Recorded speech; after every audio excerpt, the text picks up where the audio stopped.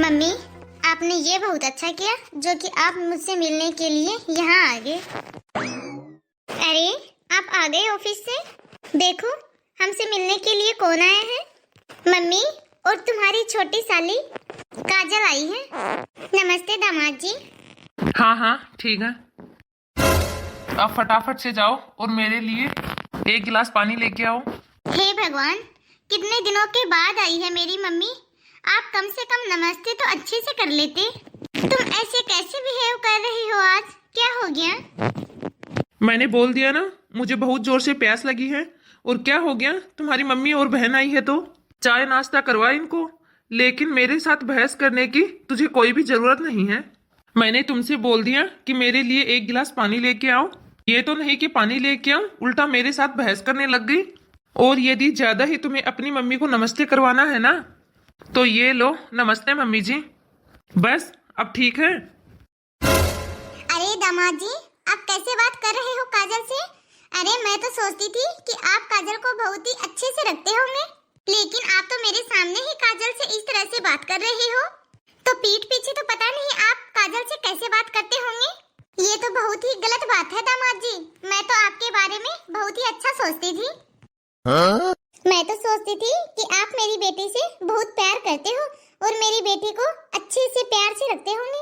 और रही बात नमस्ते की, तो नमस्ते करनी कोई बड़ी बात नहीं है।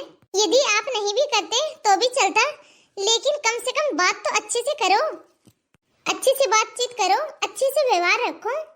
हाँ जीजू, आप मम्मी से ऐसे कैसे बात कर सकते हो? मम्मी तो आपसे उम्र में बड़ी है ना। अरे नमस्ते नहीं करना तो मत करो, लेकिन अच्छे से बात तो करो। और आप पता नहीं दीदी से भी कैसे बात कर रही हो।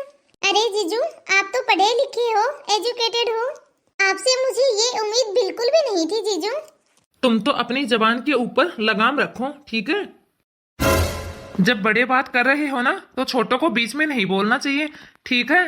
और यहाँ हम दोनों मियाँ बीबी बात कर रहे हैं, ये हमारे आपस की बात है, हम दोनों आपस में करेंगे।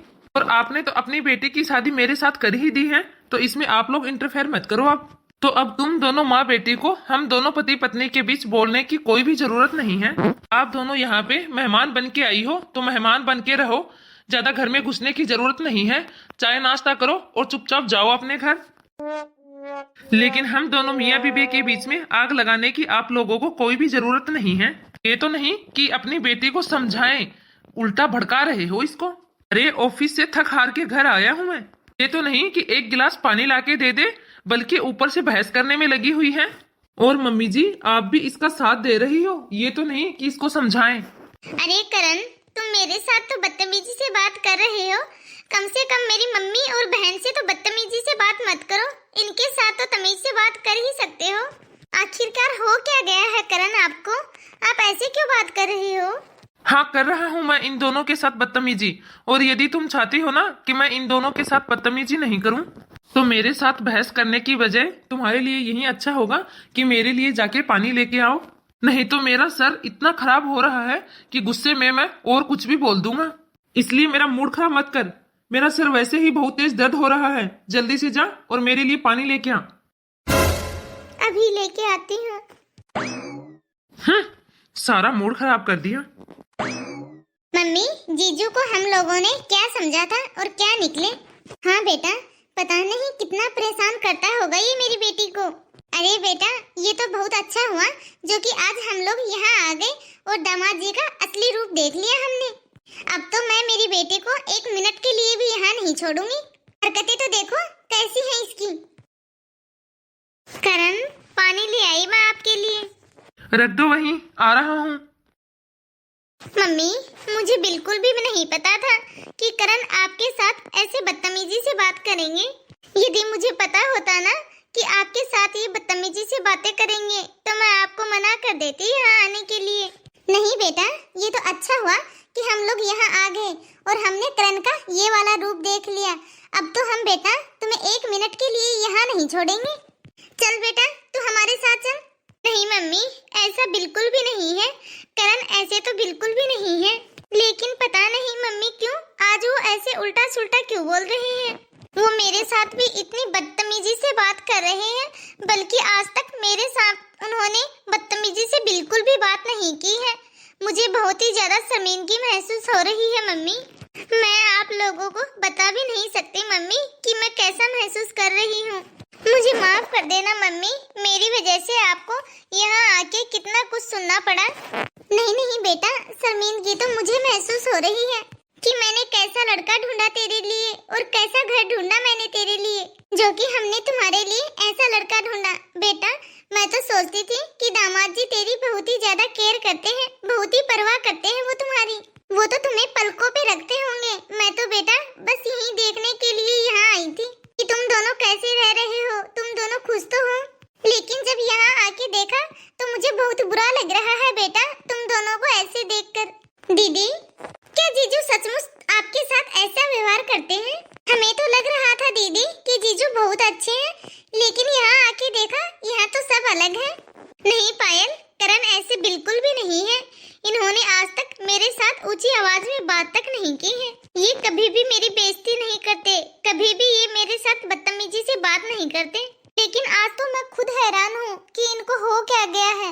हो सकता है इनके ऑफिस में कुछ हो गया हो, या फिर इनके ऑफिस में आज इन्होंने ज्यादा काम किया हो। क्या पता वहाँ का गुस्सा ये यहाँ आके निकाल रहे हो। लेकिन जो भी है ये बहुत गलत कर रहे हैं। बेटा जो भी हो, लेकिन इतनी बेइज्जती सुनने के बाद मैं और एक मिनट तक यहाँ नहीं रह सकती। मैं तो आज यह सोच के आई थी कि आज रात मैं यहीं तुम्हारे पास रुकूंगी, लेकिन नहीं बेटा, अब एक मिनट के लिए भी मैं यहाँ तुम्हारे पास नहीं रुक सकती। नहीं मम्मी, आप ऐसा मत करो। यदि आप अभी यहाँ से चले जाओगे और ऐसे जाओगे तो मुझे बिल्कुल भी अच्छा नहीं लगेगा। प्लीज मम्मी, आज तो मेरे साथ यहाँ रुक जाओ। नहीं बेटा नहीं, ऐसा भी तो हो सकता है कि दामाद जी को हमारे यहाँ आना अच्छा नहीं लगा हो, इसलिए बेटा हम लोग जाएंगे तो अभी लोग बिल्कुल भी नहीं रुकेंगे यहाँ। ठीक है मम्मी, इतना कुछ हो गया है तो मैं अब ज्यादा फोर्स भी नहीं करूंगी आपको यहाँ रुकने के लिए।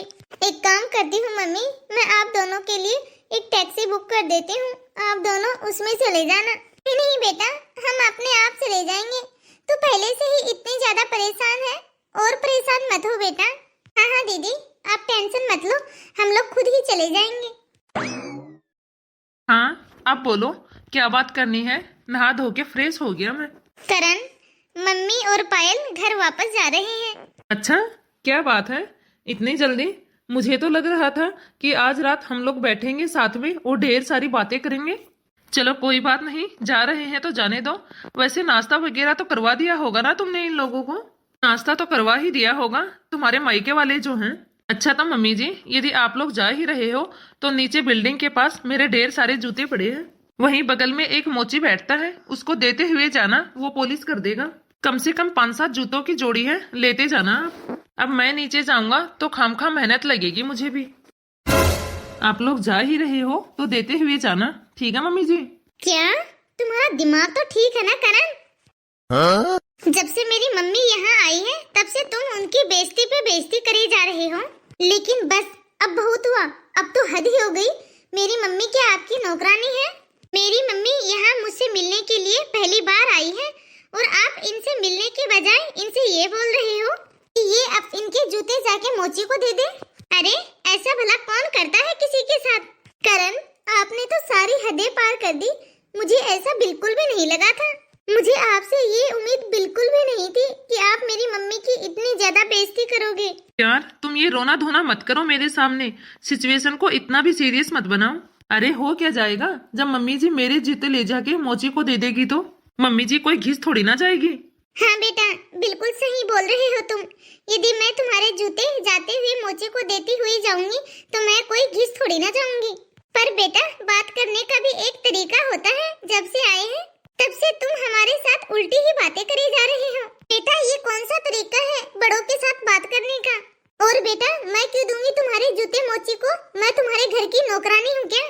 तुम तो मेरे साथ ऐसा व्यवहार कर रहे हो जैसे कि मैं तुम्हारे घर की नौकरानी हूँ। हाँ तो मेरी माँ भी ना इस घर की नौकरानी नहीं है, तुम्हारी बेटी की नौकरानी नहीं है वो। किसने कहा कि तुम्हारी माँ इस घर की नौकर है? अरे इसने, तुम्हारी बेटी ने, इसने कहा है मेरी माँ को इस घर का नौकर। क्यों काजल, आया कुछ याद? पता है काजल, कल मुझे वो डेट पे लेके जा रहा है। अरे वाह, ये तो बहुत ही अच्छी बात है। बेटा, मैं नीचे से ये फ्रूट और सब्जी लेके आ गई। अरे ओ बुढ़िया, तेरे को ये किसी ने भी नहीं सिखाया क्या कि किसी के घर में जाने से पहले बेल बजानी चाहिए? कौन है काजल ये बुढ़िया? मुझे तो लग रहा है कि ये बुढ़िया तेरे घर की नौकरानी है। और इस बुढ़िया को कोई तमीज वमीज नहीं सिखाई क्या तुमने?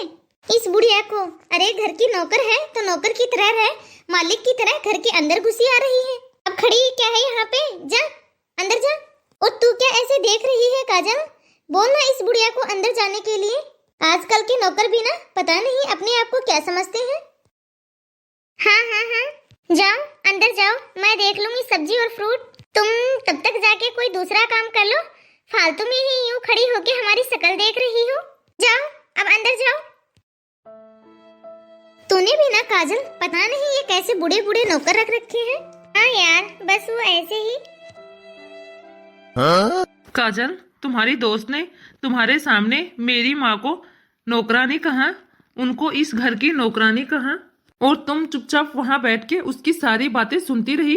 तुमने अपने दोस्त को एक बार भी बताना जरूरी नहीं समझा कि वो इस घर की नौकरानी नहीं बल्कि तुम्हारी सास है। तुम्हें पता है काजल, इस बात का मेरी माँ को कितना बुरा लगा था। इस बात की वजह से वो ये घर छोड़ के गाँव चली गई। तुम्हें पता है, जब मेरी माँ ने मुझे ये बात बताई रो रो के कि आज उनके साथ उनकी इतनी बेइज्जती हुई, मेरा तो मन ही फट गया था। अरे मैं तो उसी समय तुमसे आके बात करना चाहता था उस बात के बारे में, लेकिन मैं जानता था कि तुम नहीं समझोगी, इसलिए आज तुम्हारी ये माँ और तुम्हारी बहन आई हुई है ना, इसलिए आज मैंने तुम्हारी माँ के साथ ऐसा व्यवहार किया ताकि तुम्हें एहसास हो सके कि जब किसी की माँ बाप की बेइज्जती करते हैं तब कैसा लगता है। मम्मी जी, मुझे माफ करना, मैं आपकी कोई बेइज्जती नहीं करना चाहता था। मैं तो बस वो काजल को शब्द सिखाना चाहता था और मुझे यही तरीका सही लगा काजल को शब्द सिखाने के लिए, इसीलिए मैंने आपके साथ गलत व्यवहार किया। हो सके तो मुझे माफ कर देना मम्मी जी। काजल बेटा, ये क्या बोल रहे हैं दामाद जी? क्या तुमने ऐसा किया अपनी सास के साथ? क्या मैंने तुम्हें ऐसे ही संस्कार दिए हैं? और मैं समझ रही थी कि दामाद जी गलत है, वो हमारे साथ गलत कर रहे हैं, बल्कि तुम बेटा इनकी माँ के साथ गलत व्यवहार कर रही थी। क्या बेटा मैंने तुम्हें यही सिखाया था कि अपने ससुराल जाके अपने बड़ों के साथ ऐसा व्यवहार करना?